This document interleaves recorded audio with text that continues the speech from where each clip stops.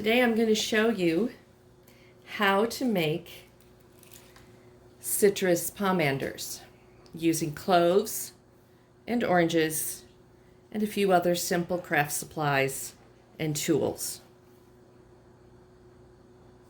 So let's start with a simple ribbon wrapped hanging ball. So start with a piece of ribbon.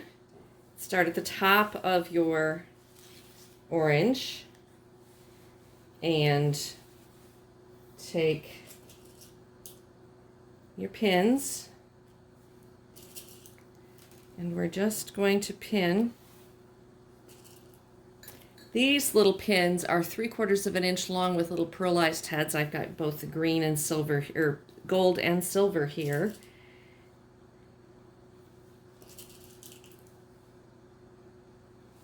Easily found at your local craft store.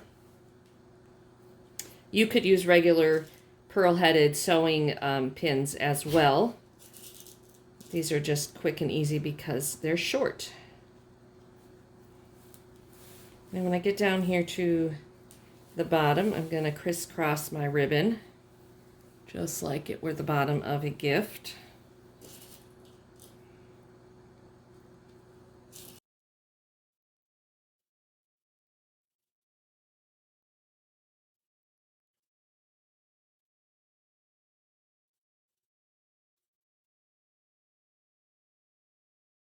When I get all the way around back up to the top, I'm just going to tie a knot and a bow. If I wanted this one to hang, I could tie a knot here and then leave these long ribbons and tie a knot there, and maybe even add another bow at the top if I wanted to. This one's just going to be in the bowl here with the others, so I don't really need a hanging loop. So I'm just going to tie a bow.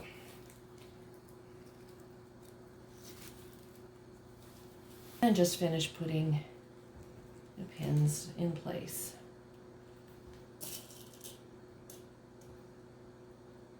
Really, the pins are decorative and optional, so if you don't have these pins, don't run out to the store to get them. They just add a little decorative touch. I thought I might make a little kind of gothy punk one, because I have some black satin ribbon and some silver round stud pins. That might be fun. Just something a little different for, oops.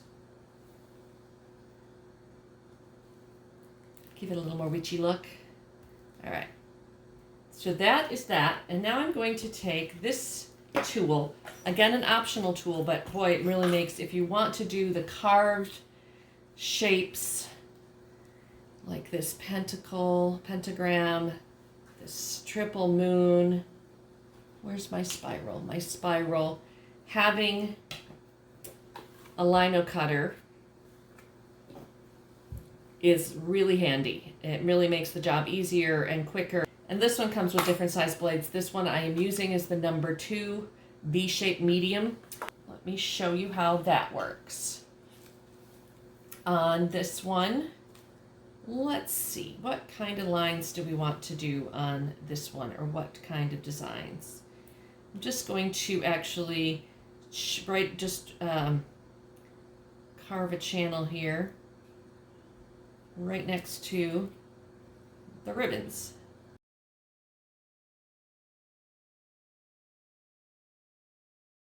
In general, this project could be done with children, especially if you just gave them a small orange, maybe even like a clementine or a tangerine, a smaller piece of citrus fruit rather than like a really big navel orange or something.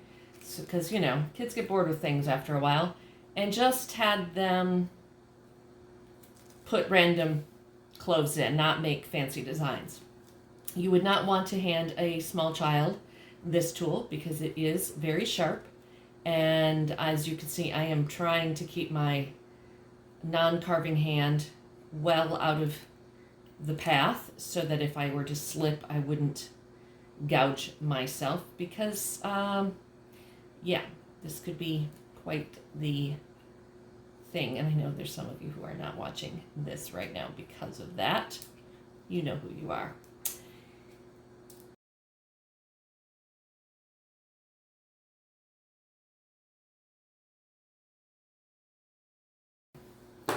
So now the next tool that comes in handy is an awl, or if you don't have an awl, some knitting needles, sharp, anything with sharp pointy end on it to poke holes.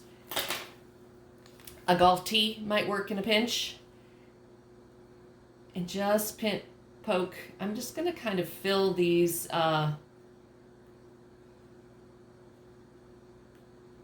vesicas, these shapes here that made from the carving and the ribbons, with cloves randomly. And as these dry and the orange shrinks up, these cloves will get closer together.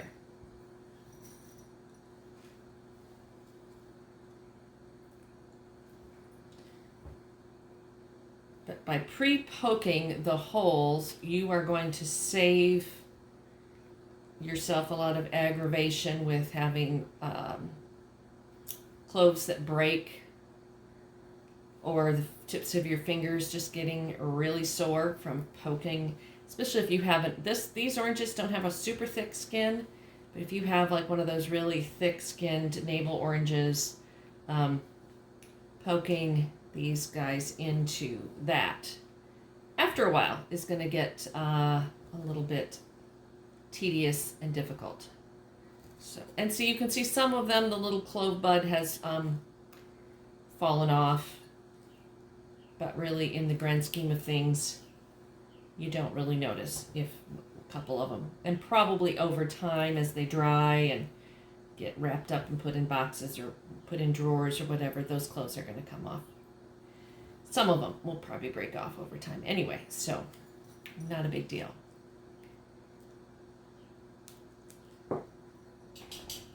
So to finish this one, I would do that in each of the 4 quadrants, or maybe I would do these 2 quadrants like that, and then maybe just a line of cloves down the center of the other opposite ones, or whatever feels good. And I'm going to show you how I did this spiral by finishing the spiral on the other side. You can draw lightly with a pencil or a pen or freehand this. It's completely up to you. So alright. So I'm just going to start here.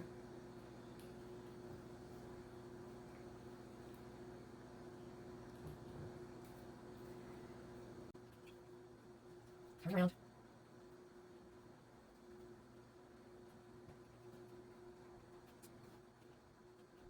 I also did actually that's right away.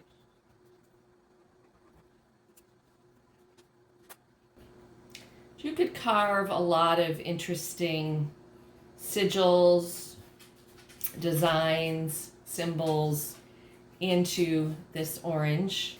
All right, so as you can see, I put the cloves in between the channels that I carved, and I'm just going to continue along this line, poking my holes. You can see also there's a nice juicy orange. The juice comes out as I poke. That helps in the next step. But it also can make this a little bit of a sticky project, but a sweet smelling project.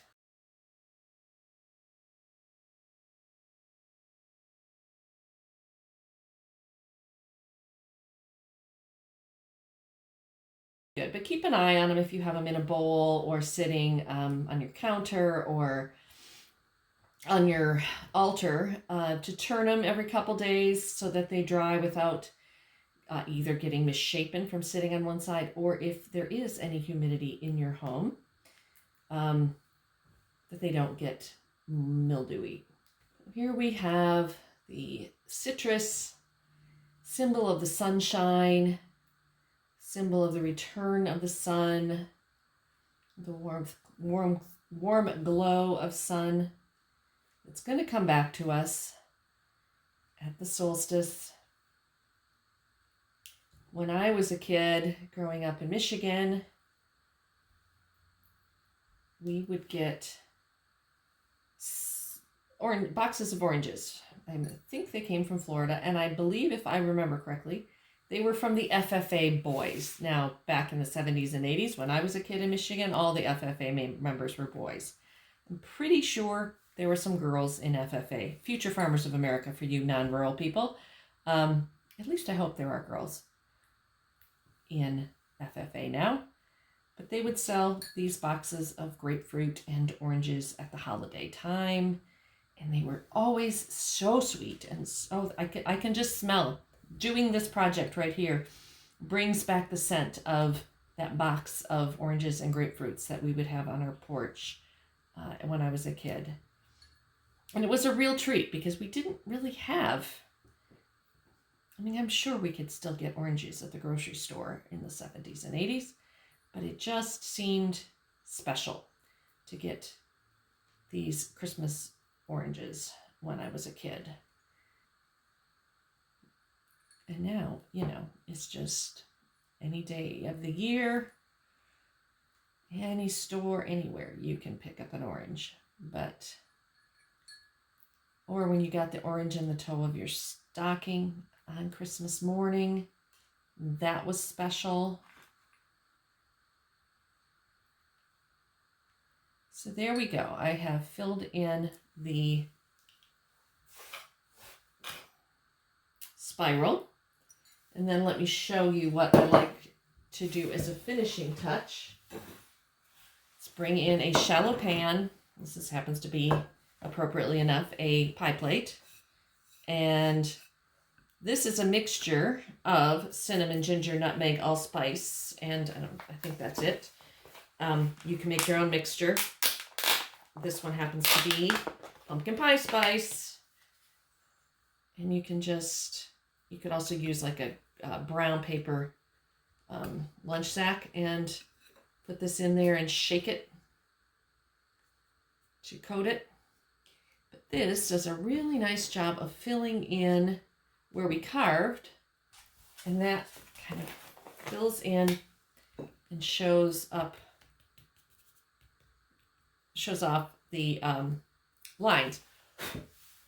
For instance, on this triple moon one, you can really see the lines because they are filled with the spice mixture.